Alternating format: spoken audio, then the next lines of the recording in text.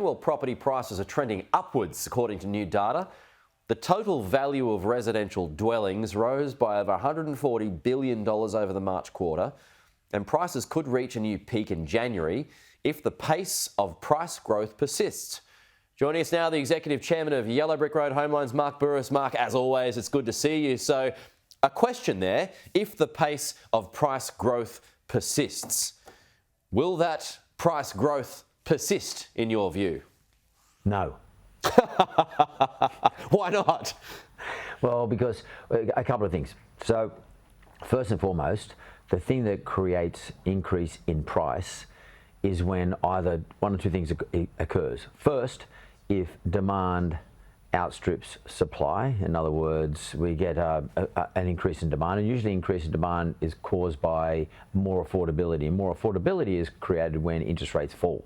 So I do not expect to see interest rates fall over the next 6 months or up to January, February next year, and therefore I don't expect to see affordability of houses at the current price increase. That's the first thing. The second thing that can create house price increases at the same rate that we had in the last 6 months is if all of a sudden supply, if supply stays the same, in other words, stays very low. I'm expecting come the spring period, like August, September, October, November, December, the rest balance this year, I'm expecting supply to increase because we've had a low supply of housing over the last 6 months.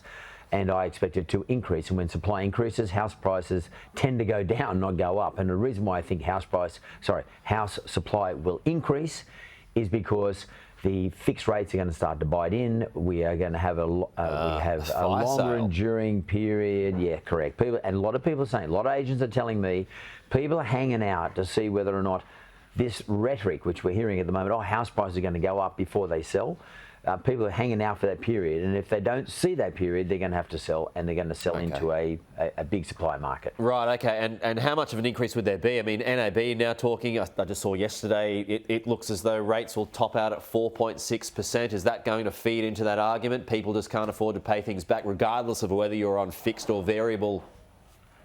Yeah, 100%. So, I mean, I'm suggesting that even if interest rates don't go up, there's still affordability, lack of affordability exists. But if you put interest rates up 2 more times, like NAB's suggesting, then totally you're going to get this position where affordability is non-existent. And those people who currently have a home loan, those people who are in that position, and if they're going from fixed to variable, which hasn't actually started to catch up to us yet, it's starting to catch up now, then those people are going to be in a lot of strife, and they're going to sell, unfortunately. Yeah, and it's obviously going to depend where people are. There will continue to be hot suburbs, I suppose, and those that aren't. But yeah, anyway, Mark, we're squeezed for time today with Donald Trump, and I've got the Queensland Treasurer coming up shortly, but good to chat as always. We'll talk to you again soon. Bye, mate.